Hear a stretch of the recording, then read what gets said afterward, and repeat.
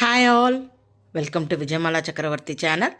இன்றைக்கு உண்டான lunch menu என்ன அப்படின்றத நம்ம கிச்சனுக்குள்ளே போய் பார்க்கலாம். Hi all, welcome to Vijayamala சக்கரவர்த்தி சேனல். ஸோ இன்னைக்கு ஒரு கர்நாடகா ஸ்டைல், ஒரு மாத்வா ஸ்டைல் வச்சுக்கலாமே, மட்டத்துல எல்லாம் போடுவா இல்லையா, அது மாதிரி ஒரு கொஜ்ஜு ஒன்று ரெடி பண்ணி காமிக்கிறேன். அதுக்கு இந்த ஊர் ஸ்டைலில் சித்ரானா, அதுக்கப்புறமா நேத்திக்கு கெஸ்ட் வந்திருந்தா, என்னால் நேத்திக்கு வீடியோ போட முடியல. பிகாஸ் அவ கூட பேசிட்டே இருந்ததுனால எனக்கு வீடியோ எடுக்க முடியல. அதனால என்ன பண்ணிட்டேன் அப்படின்னாக்கா, சாதம் கொஞ்சம் மீந்து போயிடுத்து.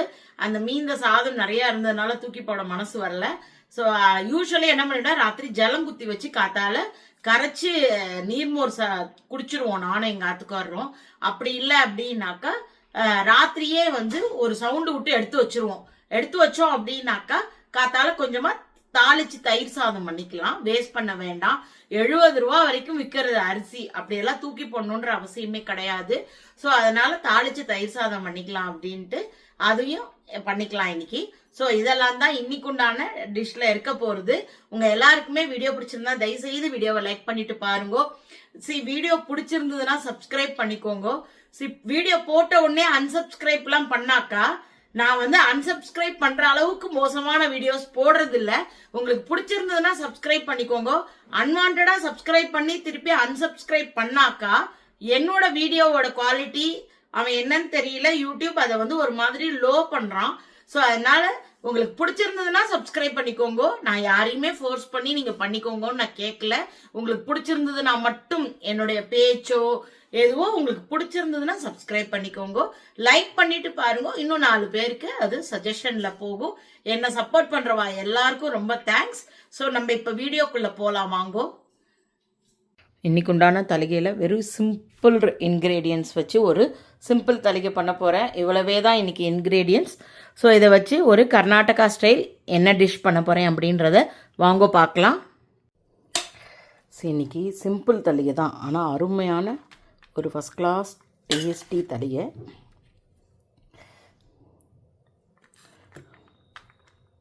யாருக்கெல்லாம் கர்நாடகா ஸ்டைல் சித்ரானா பிடிக்கும்னே கமெண்ட்டில் போடுங்க. இது ஆகல்காய் கொஜ்ஜு.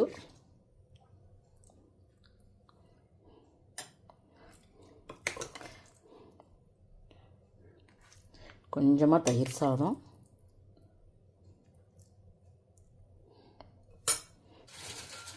இந்த மாதிரி டிஷ்ஷுக்கு கொஞ்சம் சிப்ஸ் இருந்தால் நல்லாயிருக்கும். ஸோ இதெல்லாம் தான் நான் இன்றைக்கி பண்ண தலிகை. முதல் ஐட்டமாக சாதத்தை வச்சுடுவோம். சாதம் நல்லா குக்காகி ஆறுனதுக்கப்புறம் தான் சாதம் கலக்கிறதுக்கு கன்வீனியண்ட்டாக இருக்கும். ஸோ அதனால் 4 சவுண்டு ஆஃப் பண்ணலாம். ஸோ இந்த பாகக்காயை பொடி பொடியாக ஃபஸ்ட்டு கட் பண்ணி எடுத்துட்டுருக்கேன். அதுக்கு கொஞ்சமாக ஒரு இவ்வளோண்டு இலந்த பழ சைஸ் புளி ஜலம் கரைச்சி எடுத்துட்டுருக்கேன். வெல்லம் எடுத்துட்டுருக்கேன். உளுத்தம்பருப்பு 1 டீஸ்பூன், எள் 1 டீஸ்பூன், ஜீரகம் 1 டீஸ்பூன், அரை டீஸ்பூன் வெந்தயம் எடுத்துட்டுருக்கேன். வத்த மிளகா, அதுக்கப்புறமா கொப்பரை, பெருங்காயம், இதெல்லாம் தான் எடுத்துட்டுருக்கேன். ஃபஸ்ட்டு வானலியை சுட வச்சுட்டு எண்ணெய் இல்லாமல் இந்த சாமான்களை சிலதெல்லாம் வறுத்துக்கலாம். இது மட்டத்தில் பண்ணுற ஒரு விதமான, அதாவது கோவில் ராயர் மட்டம்னு சொல்லுவா இல்லையா, மாத்வாஸ்து, அவளுடைய மட்டத்தில் ஊட்டா போடுறச்ச இந்த சாப்பாட்டில் ஒன் ஆஃப் த டிஷ்ஷாக இது இருக்கும், பாகக்காய். இது ரொம்ப அருமையான ஒரு டிஷ். இது ஆக்சுவலி எல்லாருமே ட்ரை பண்ணி பார்க்கலாம். கொஞ்சம் வித்தியாசமான கொஜ்ஜு தான், பொடிகள்லாம் அரைச்சி போட்டு பண்ணுறது. இப்போ வானொலி சுட ஆரம்பிச்சிருக்கு. எண்ணெய் குத்தலை, நான் வெறுமை தான். ஃபஸ்ட்டு சிகப்பு மிளகாயை வறுத்து எடுத்துக்கலாம். மிளகா நல்லா வாசனை வர ஆரம்பிச்சிடுது, அந்த அளவுக்கு வறுத்துக்கலாம். நான் பேடிகை சில்லி எடுத்துட்டுருக்கேன். ஏன்னா இந்த ஊர் டிஷ் பண்ணுறச்ச அந்த கலர் அந்த வாசனை ரெண்டுமே இந்த பேடிகை சில்லி போடுறச்ச நல்லா வரும். ஸோ அதனால தான் நீங்கள் நார்மல் மிளகா கூட போட்டுக்கலாம். உளுத்தம்பருப்பு, ஜீரகம், வெந்தயம், இது 3த்தையும் ஃபஸ்ட்டு செவக்க வறுத்துக்கலாம். கடைசியாக நம்ம எள்ளு போட்டுக்கலாம். இதை செவக்க வறுத்துக்கிறேன். ஜீரகம் பொரிய ஆரம்பிச்சிடுத்து, அதே போல் உளுத்தம்பருப்பும் செவக்க ஆரம்பிச்சிடுத்து. இப்போ நம்ம எள்ளு போட்டுக்கலாம். கூடவே இந்த தேங்காயம் போட்டுக்கலாம். பிகாஸ் கொப்பரை எள்ளு பொரிய ஆரம்பிச்சிடுத்து. அடுப்பை ஆஃப் பண்ணிவிடுறேன். இந்த வானலியோட சூட்லேயே இதை வறுத்துண்டா போகிறோம். வெந்தயம் நல்ல வாசனை வருது, அந்த அளவுக்கு வந்தால் போகிறோம். இப்போ கொஞ்சமாக பெருங்காயம் போட்டுட்டு இதை நான் வந்து அரைச்சி எடுத்துன்னு வரேன்.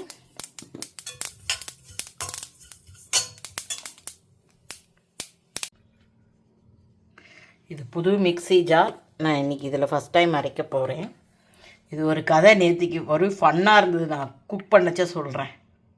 நான் இந்த மாதிரி பொடியாக அரைச்சி எடுத்துட்டுருக்கேன். ஜலங்குத்தி கூட நீங்கள் பேஸ்ட்டாக அரைச்சிக்கலாம். இந்த ஜாரில் வந்து இந்த எட்ஜஸ் எல்லாம் ரொம்ப ஷார்ப்பாக இருக்குது, கையை வெட்டிடும் போல் இருக்குது. இந்த மாதிரி வெட்டிக்கிறதுலலாம் நான் ரொம்ப ஃபேமஸான ஒரு ஆள், ஜாக்கிரதையாக வேலை பண்ணணும்.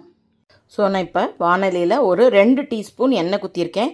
எண்ணெய் 2 டீஸ்பூன் ஏன் போட்டிருக்கேன்னா, நல்லா இது வந்து அது பேர் என்ன காய், பாவக்காய் வந்து நல்லா வதங்கணும், அதுக்கோசரம் தான். ஸோ இப்போ தாளிக்கிறதுக்கு கடுகும் ஜீரகமும் போட்டிருக்கேன். வத்த மிளகா, கருவேப்பிலை,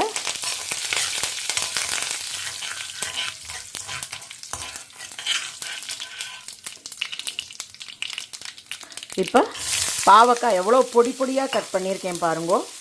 நல்ல எலசான காயாக பார்த்து அதில் உள்ள சீட்ஸ் எல்லாம் எடுத்துட்டு நல்லா பொடி பொடியாக கட் பண்ணிக்கோங்க. சீக்கிரமாக வதங்கும். அட் த சேம் டைம் ரொம்ப கசப்பு தெரியாது. நம்ம புளி வெல்லம் எல்லாம் ஆட் பண்ணுறோம் இல்லையா, அப்போ ரொம்ப கசப்பு தெரியாது. பாவக்காய் பிடிக்காதவா கூட இதை நல்லா சாப்பிடுவா. சாதத்துக்கு பிசைஞ்சிக்கலாம், சப்பாத்திக்கு தொட்டுக்கலாம். No onion no garlic, so that நாள் கிழமைகளில் கூட இதை பண்ணிக்கலாம், ஒன்றும் தப்பு இல்லை. தட் இஸ் விரத நாட்கள். கொஞ்சம் வதங்கட்டும், அப்புறமா உப்பு போடலாம்.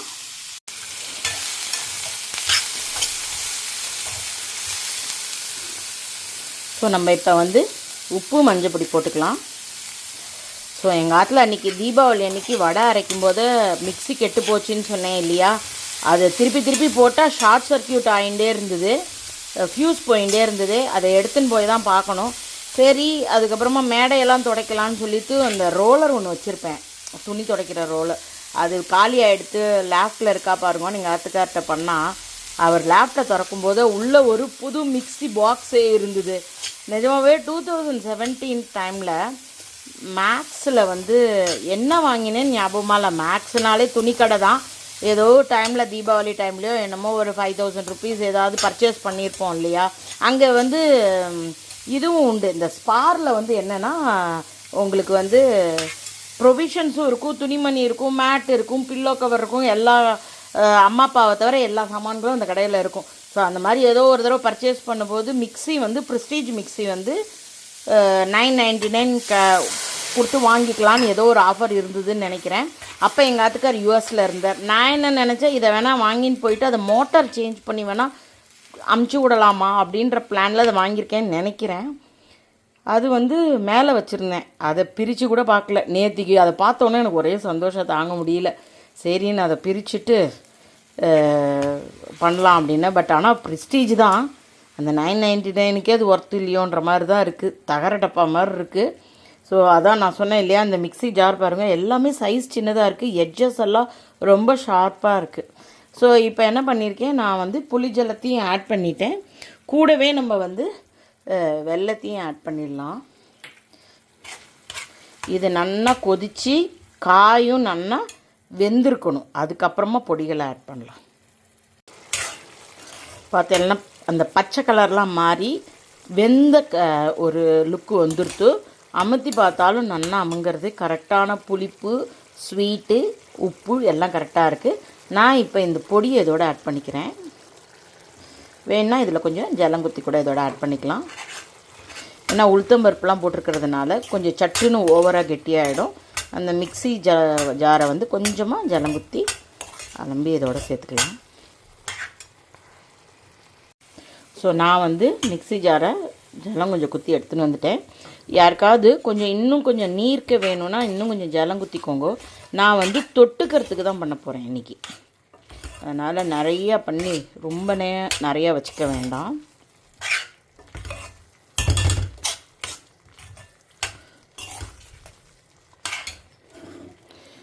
ஒரு 2 மினிட்ஸ் அந்த காய்க்குள்ளே அரைச்ச மசாலாவோட வாசனைகள் இறங்கட்டும். நம்ம அதுக்கப்புறமா கொத்தமல்லி தழை போட்டு ஆஃப் பண்ண வேண்டிதான். எனக்கு இந்த கன்சிஸ்டன்சி போகும், தொட்டுக்கிற கன்சிஸ்டன்சி. இனிமேல் பிசைஞ்சு சாப்பிட்ணுன்னா இன்னும் கொஞ்சம் ஜலம் குத்திக்கோங்க. ஒரு 2 மினிட்ஸ் கழிச்சு இதை ஆஃப் பண்ணிட்டோம் அப்படின்னாக்கா நமக்கு ஆகல்காய் குஜ்ஜு ரெடி ஆகிடும். அதாவது மாத்வா ஸ்டைல் பாவக்காய் குஜ்ஜு நமக்கு ரெடி ஆகிடும்.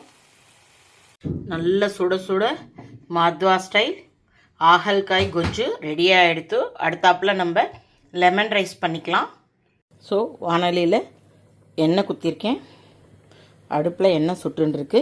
தாளிக்கிறதுக்கு கடுகு, உளுத்தம்பருப்பு, கடலப்பருப்பு, வத்தமிளகா, அதுக்கப்புறமா வேர்க்கடலை, கருவேப்பிலை, அதுக்கப்புறமா வெந்தயத்தையும் மஞ்சள் பொடியும் லைட்டாக வறுத்துட்டு ட்ரையாக வறுத்துட்டு பொடி பண்ணி எடுத்துட்டுருக்கேன். சப்பிக்கை சொப்பு அதாவது தில் லீஃப் எடுத்துட்டுருக்கேன். கொப்பரை எடுத்துட்டுருக்கேன். ஸோ இதெல்லாம் தான் வச்சு நம்ம இப்போ எலுமிச்சம்பழ சாதம் பண்ணலாம். ஃபஸ்ட்டு கடுகு பொரியட்டும்.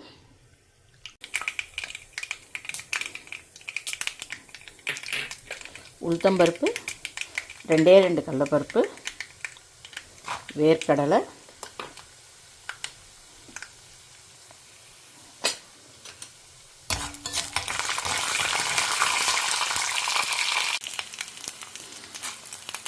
முந்திரி பருப்பு, வத்தமிளகா,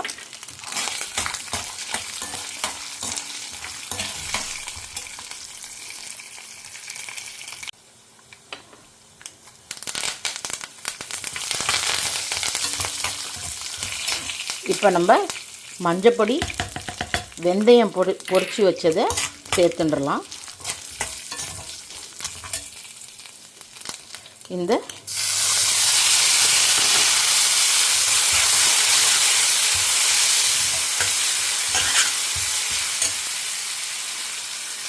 கொப்பரை, சரி இந்த ஊரில் சித்ரான்னான்னு சொல்லுவா, நம்ம எலுமிச்சம்பழ சாதம்னு சொல்லுவோம்.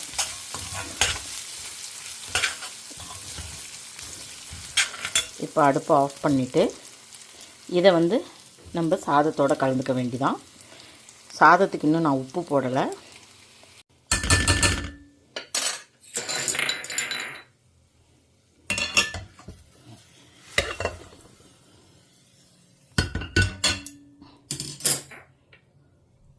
சாதத்துக்குண்டான உப்பையும் போட்டுண்டாச்சு.